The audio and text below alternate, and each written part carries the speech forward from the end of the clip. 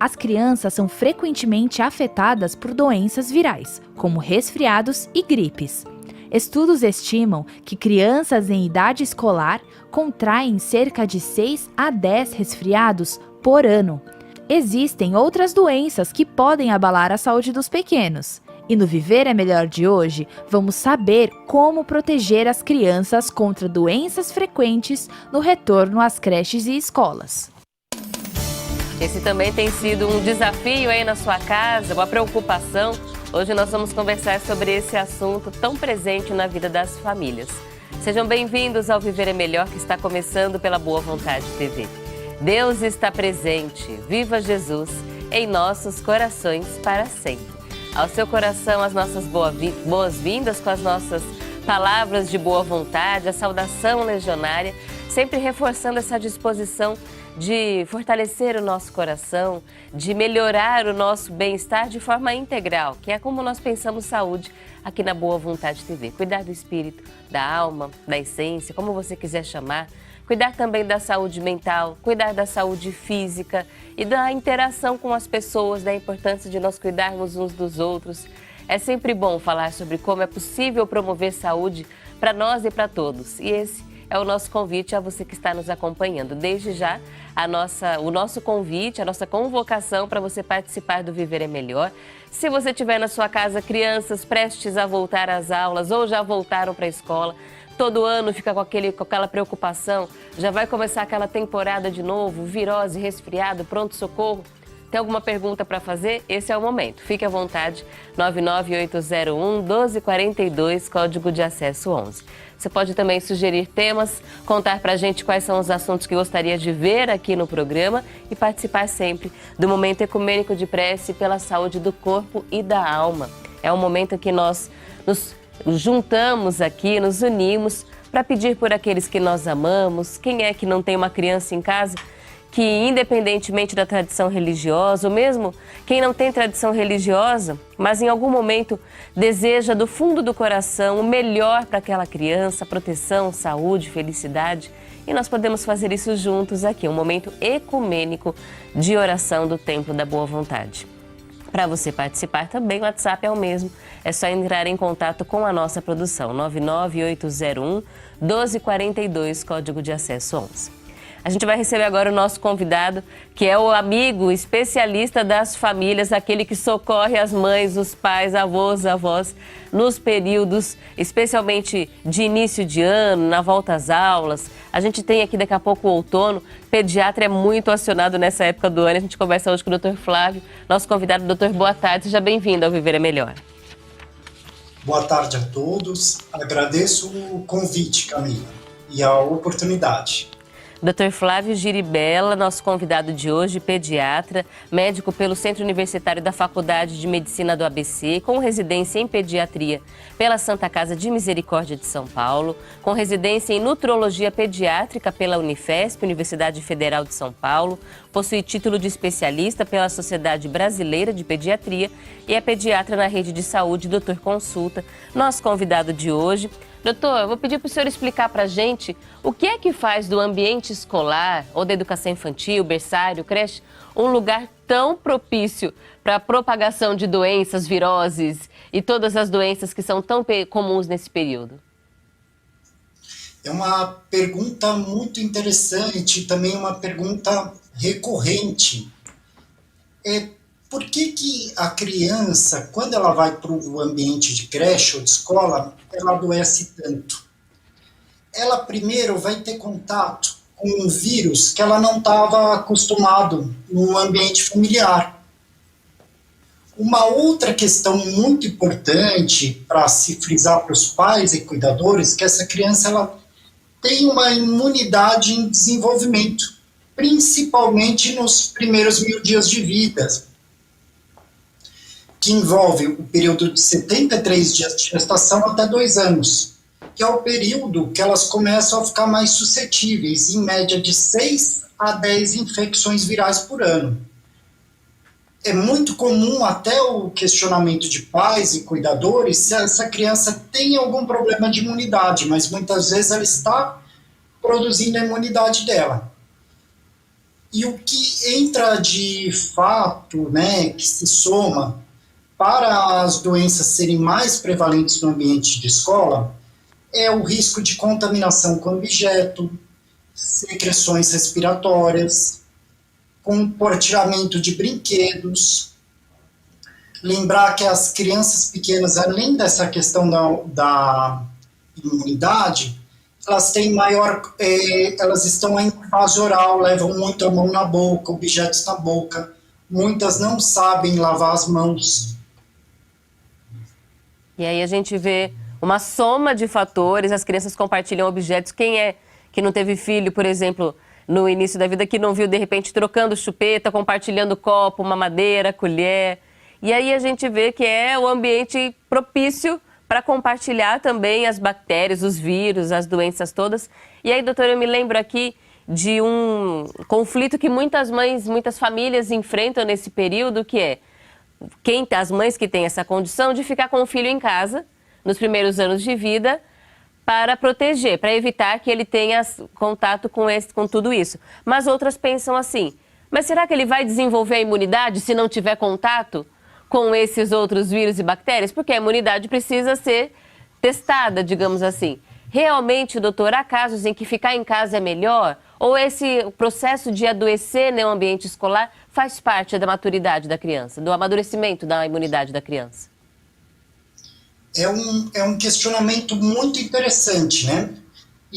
E até o que é visto hoje, através da literatura pediátrica, que a imunidade da criança ela precisa ser estimulada.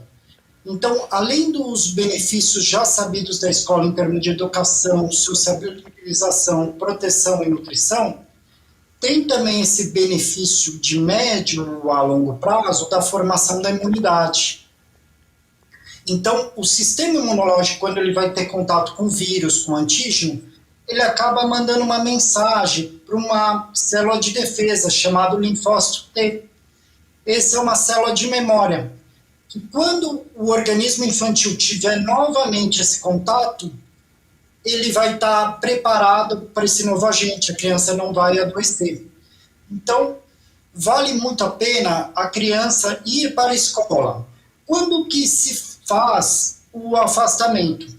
Apenas em casos específicos, no caso que a criança está tendo uma infecção num período recorrente, a cada 15 dias, não está tendo tempo de se recuperar. Mas hoje não se recomenda mais o quê?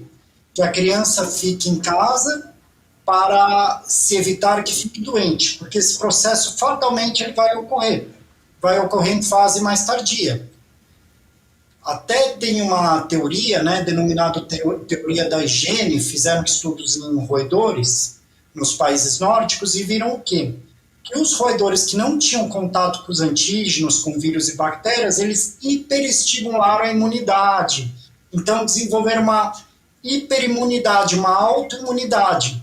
E, lógico, aumentou o risco de doenças alérgicas. Então, o nosso sistema imunológico, como o sistema imunológico infantil, ele precisa ter contato com o meio ambiente, ele precisa ter contato com a natureza, com os vírus que vão ter, com as bactérias, para justamente ter essa resposta e a produção de uma imunidade permanente, uma imunidade duradoura. E lembrando, a maior parte das doenças vão ocorrer na primeira infância, até 3 anos. Depois vai ocorrendo um fenômeno natural, um estadiamento natural, que as doenças vão se espaçando.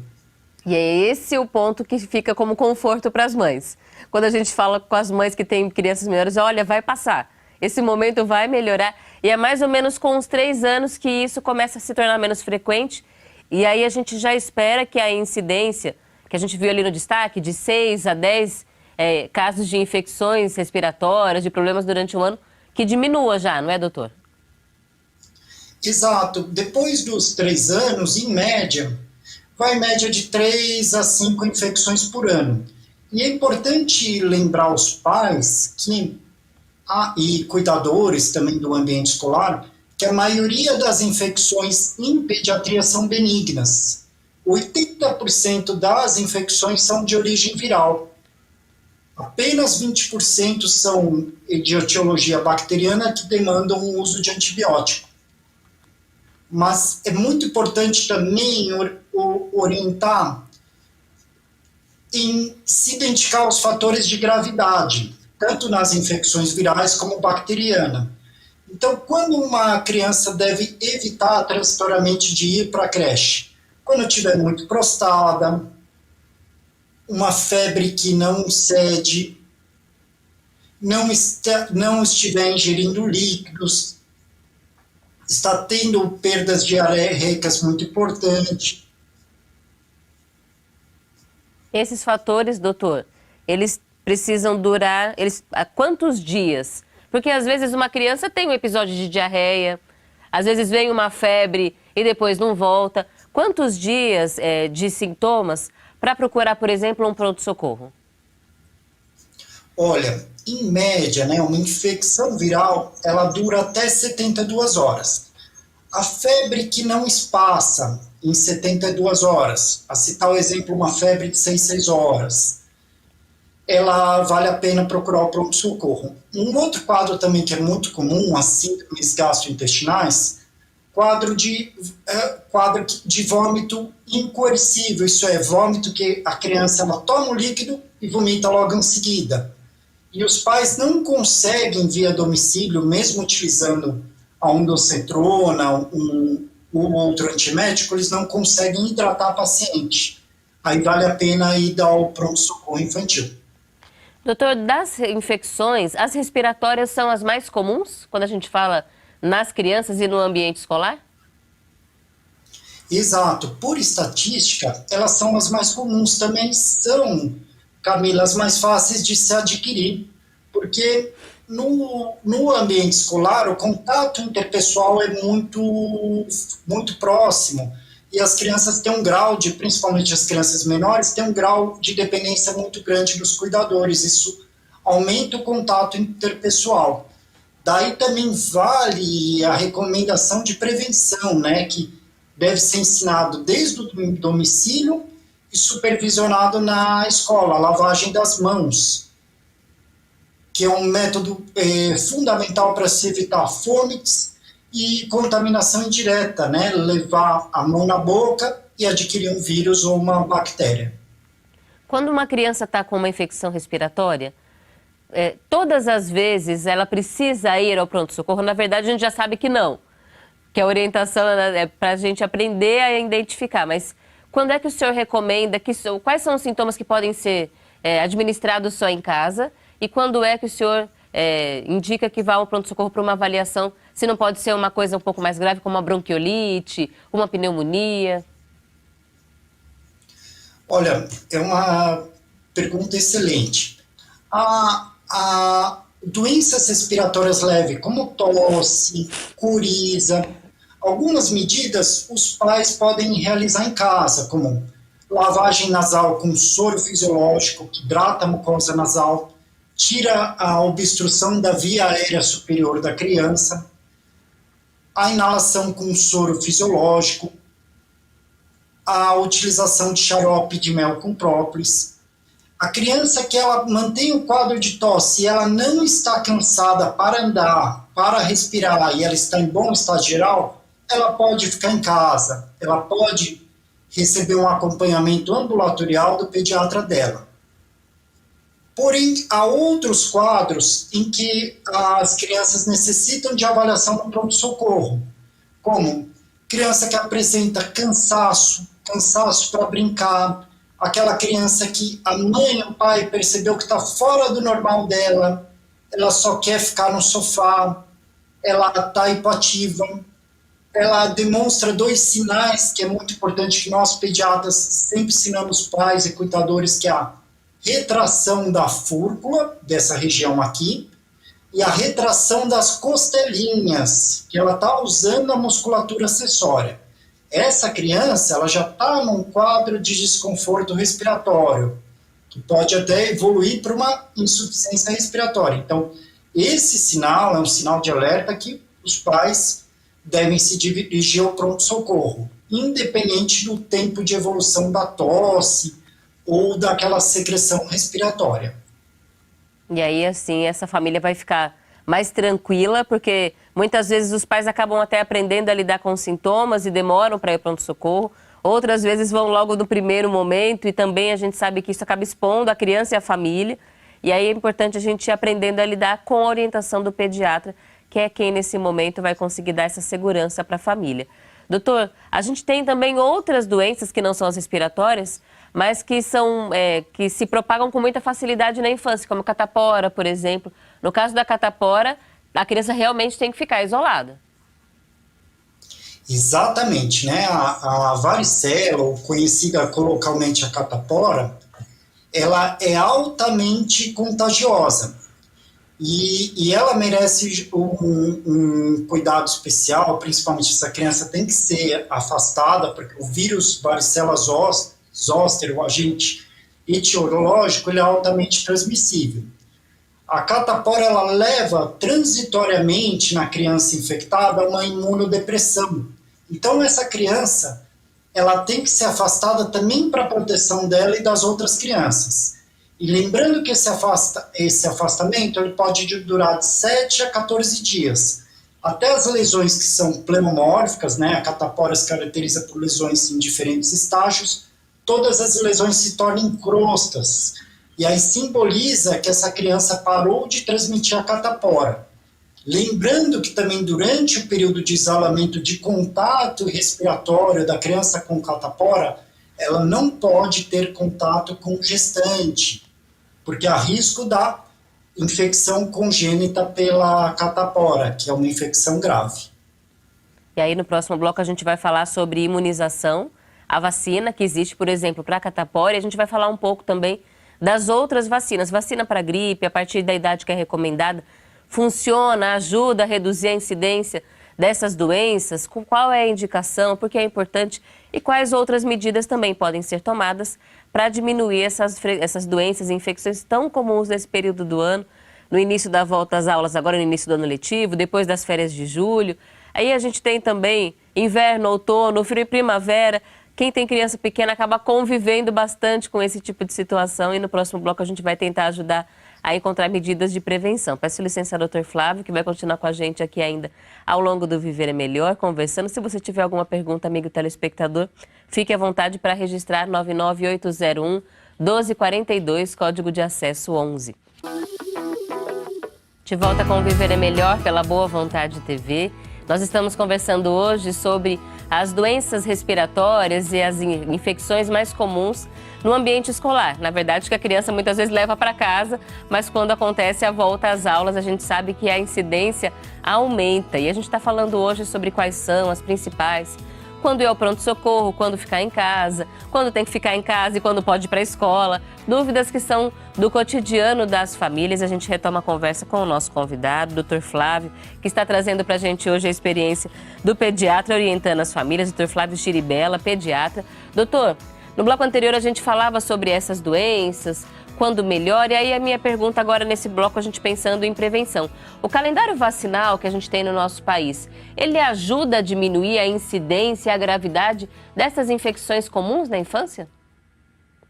Com certeza. O nosso Programa Nacional de Imunizações, ele é um dos mais completos, né? Ele se deu até início há mais de um século com o sanitarista Oswaldo Cruz. E nós temos em torno de 14 vacinas no calendário infantil que previnem mais de 18 doenças. E o nosso Programa Nacional de Imunizações, ele tem capacidade, né, de abranger praticamente 100% do nosso país, né, em todas as suas características demográficas e sociais. E essa é uma forma que dá acesso a todos à prevenção de algumas doenças, inclusive doenças que na infância, como a varicela, não são tão graves, mas que numa vida adulta pode trazer mais complicações, inclusive, não é, doutor? Exato. O vírus da varicela zoster, no adulto não vacinado, ele pode levar a herpes zoster. O herpes zoster, no adulto, ele tem complicações muito graves, como a encefalite, que é a inflamação de todo o encéfalo. Da importância da vacinação na infância, que ocorre em média aos 15 meses de vida. Doutora, a gente está no período de início de aula agora e daqui a pouco a gente vai ter vacinação para gripe, por exemplo. Essa vacina é recomendada ou não para a infância? Muitos pais ficam com receio de dar esse tipo de vacina. Qual é a indicação do senhor sobre faixa etária, para o senhor lembrar que qual é a faixa etária permitida e também da importância desse tipo de vacina? Olha, a vacina para a influenza, para a gripe, ela é recomendada pelas principais sociedades de especialidades, como a Sociedade Brasileira de Pediatria e Sociedade Brasileira de Imunizações. Ela previne 3 formas graves, né, da infecção pela influenza. A infecção, lembrando que a gripe é diferente do resfriado, a influenza ele causa uma síndrome da angústia respiratória grave, que pode levar até o óbito. Então, é recomendado para crianças a partir de 6 meses, 2 doses, que nunca receberam vacina, 2 doses com intervalo de 30 dias. E quando a criança já fez a primovacinação, a primeira vacinação, 1 dose por ano, porque sempre é um estudo da nova cepa e uma atualização da vacina. Os pais, pelo contrário, né, não devem temer os efeitos colaterais leves, que são comuns a todas as vacinas, como dor local, um pouco de mialgia, indisposição ou até febrícula, que mais está ligado à reação imunológica do corpo à aquisição de uma doença. Lembrando que a vacina para influenza, a vacina de gripe, ela não causa gripe, é um vírus inativado. Então, é uma vacina segura para evitar complicação. A gente muitas vezes não fala isso, mas todos os anos há muitos casos de morte registrados em crianças e idosos por causa de gripe. A gente não dá importância para esse assunto, mas pode chegar, sim, a casos mais graves. Então, é importante que a gente dê atenção a essa medida de prevenção. Doutor, também é muito comum, talvez o senhor escute isso no consultório com bastante frequência, que os pais pensem em suplementar, vamos comprar suplemento de vitamina C, vitamina D, melhorar a imunidade das crianças. Suplementação nessa idade faz diferença? Então, vamos conversar um assunto bastante interessante, que faz parte da nutrologia pediátrica, da minha subespecialidade. A suplementação recomendada pela Sociedade Brasileira de Pediatria é a vitamina A e D, até 2 anos, na dose de 400 unidades, e a suplementação com ferro, dos 6 meses até 2 anos. Lógico que entra grupos especiais de prematuro, que hoje nós estamos fornecendo a suplementação com ferro a partir do 3º mês de vida. Demais suplementações só se faz em caso que houver comprovação laboratorial de depressão de estoque. Então, por exemplo, eu vou suplementar a vitamina C ou zinco, se houver uma comprovação de depressão de estoque. Senão, não se faz a suplementação. A melhor suplementação que eu explico nos pais no dia a dia é uma alimentação variada, é uma alimentação sempre in natura, isso é, evitar alimentos industrializados, alimentos ultraprocessados, e nós recordarmos da alimentação dos nossos avós, aquela alimentação mais próxima da feira, alimentação colorida. Em média, a criança que ingerir 3 frutas por dia, legumes, verduras, grãos oleaginosas, carnes brancas, o peixe, ela já vai estar sendo suplementada com vitaminas essenciais, como a vitamina D, o zinco, o micronutriente selênio, a vitamina E, entre outras. Então, o melhor investimento é numa boa alimentação e tomar cuidado, inclusive, para não sair oferecendo vitaminas, suplementos sem necessidade para as crianças, gastando dinheiro à toa, porque nada disso substitui um hábito alimentar ruim também, não é, doutor? Exato. E a suplementação, muitos suplementos no mercado, eles são variáveis em termos de atingir as necessidades dietéticas recomendadas. Então, muitas vezes, eles não estão atingindo a necessidade dietética recomendada para cada criança. Então, se tem uma impressão errônea que se está suplementando corretamente, onde poderia se corrigir antes um problema de base, como um erro alimentar. Quantitativo, isso é aquela criança que não come bem. O erro alimentar qualitativo, isso é a qualidade daquela criança, uma dieta, a exemplo, rica em farináceos, uma dieta com predomínio lácteo em uma idade mais avançada, depois de 2 anos. Então, a ideia hoje na pediatria moderna é suplementar apenas se houver depressão, mas sim corrigir a alimentação. Corrigir os pontos de uma alimentação em termos de quantidade e de qualidade. Uma outra prática que se tornou bastante comum nos últimos tempos, doutor, é da lavagem nasal. E aí a minha pergunta é, usar o soro fisiológico no nariz de forma preventiva funciona ou só quando já está com um resfriado? Qual é a recomendação?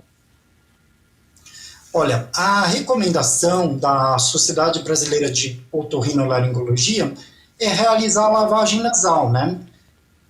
Ela pode ser realizada de forma preventiva, porque ela tira as secreções, principalmente de crianças pequenas, e deixa mais fluida a mucosa nasal. E também ela estimula o clearance mucociliar, ela estimula a defesa local.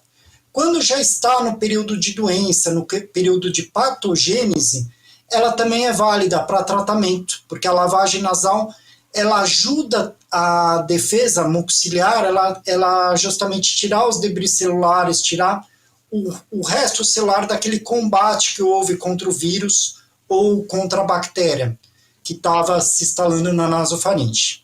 Esse os pais podem fazer sem necessidade de indicação médica, porque é só com soro fisiológico. Esse tudo bem a gente fazer com frequência em casa. Exato.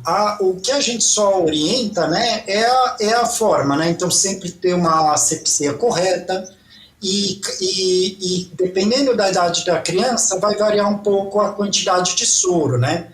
Lembrando, lactentes, crianças até 1 ano de vida, orientamos sempre os sprays nasais assépticos com recipiente fechado, para justamente evitar o risco de contaminação.